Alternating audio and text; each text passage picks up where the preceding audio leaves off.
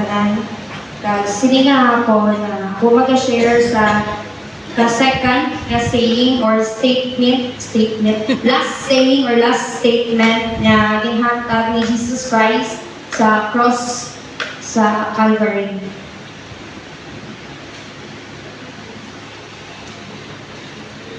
Ang ikadalawa nga pulong nga ginhambal niya, ako ang pagabasahon.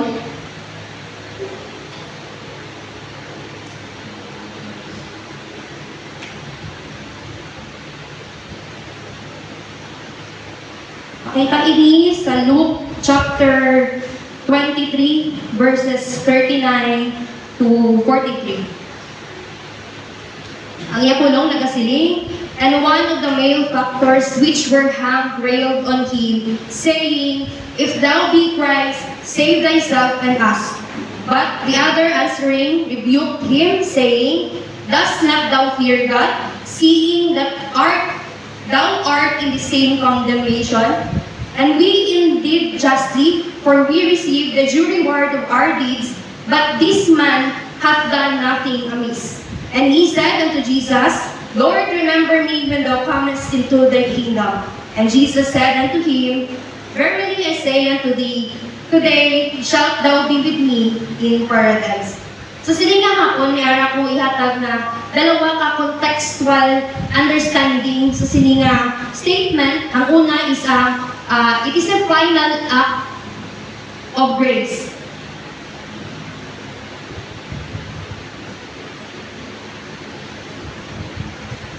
So hambal diri, even while suffering on the cross, Jesus was saving a dying sinner who recognized Jesus as a king. So, ini nga final act of grace na ginhatag is personal nga grasya nga ginhatag sa Ginoo, hindi lang sa sinner dito nga tupadya, but sa atong tanan. That it also demonstrates that it is never too late for salvation. So this applies, sabi ko, not just to the sinners, sa aton, na wala nakakilala sa Ginoo, or wala nakabati sa iyang pulong, kay basi may diri sa aton, or may kita kilala nga nag-doubt about salvation. So this statement, we can share, or I can share, na it's not too late to be saved as long as ma-recognize natin kung ano ang Ginoo sa aton niya kinabuhi. So in the second, a response to faith. So the thief asked to be remembered in the future, but Jesus offered him immediate comfort and eternal life. So ang kanya, the thief asked to be remembered in the future. Pero atong pagbasahon liwat, ginambal niya diri sa Luke 23:42. Kasama ko sa Ilonggo. Kag nagsiling siya kay Jesus, Jesus, dumduma ako kung maghari ka na. However, but Jesus offered him immediate comfort and eternal life. So there, faith. A response to faith. So there's probably a fine line there sa hambal sang ato nga sinner, sa ato nga makasasala na nagapakita na he believes and he has faith. Well, God knows, kaya kung kita lang mag-interpret sini, kung kita maguna-una sa sitwasyon niya dito sa cross sa Calvary, syempre may isip niya, mapatay na sila. Siguro, wala na siyang seeing other option but to believe. Pero to interpret Luke 23 verses 40 to 41, ang hambal dire, pero ang isa ka kriminal nagsaway sa iya nga nagsiling. Wala ka balak makadlok sa Dios? Nagabaton ka sa parehong mapamatpat, subong sini nga tawo. Ang atong silot bagay gid man atong tuod kay nagabaton kita sa nagakaigo nga balos sa aton nga mga ginahimo. Pero ini nga tawo wala sang nahimo nga malain. So atong makasasala nga nagsiling or nag-condemn sa kung isa ka makasasala nga nag-condemn kay Jesus Christ, nagapati siya nga wala salat si Jesus Christ, but He is being crucified sa cross.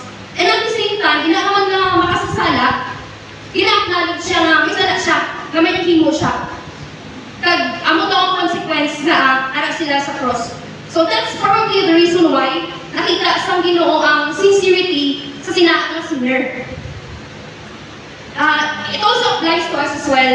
If magtuad kasing ato ni sala, kilalanon ang Ginoo sa ato niya kinabuhi, He will comfort us and offer us life eternal. At susubong aton siguro himay-himayon, last statement, ginhambal ng Ginoo sa cross sa Calvary. First is verily or truly sa iba nga version sa Bible, I say unto thee. So this statement, where Jesus uses this to guarantee the statement, is an absolute truth. So ang verily I say unto thee, amo ni ang kamatuoran. Next, today.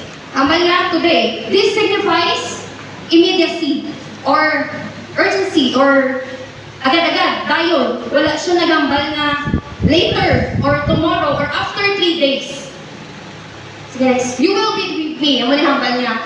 It refers to the intimate, personal presence of Jesus Christ. Next. Last is paradise. A term for heaven. A place of blessedness, rest, enjoy. And I believe paradise is a biblical term for heaven. So sa last, ang iyang hambal, verily I say unto thee, today you will be with me in paradise. So to further, siguro this statement na ginambal ni Jesus Christ, it not just contradicts or falsify ng claim sa ibang na sect na may arasing first stop or they say purgatory, reward heaven. So this statement nag-claim na as soon as you receive Jesus Christ as your Savior, magtuwad ka sa imo nga sala, kilalanon mo siya, tagaan na ka sa life eternal. And ibilin ko niya statement, ang ato lang una-una nga, itong second nga puno nga ginambay sa Ginoo, it doesn't apply to the sinner beside Him, pero sa atong nga tanan, verily I say unto thee, you will be with me in paradise. It is our guarantee that we will immediately have personal fellowship with Jesus Christ after death. Ang malanakag mayong hapon sa ating tanan.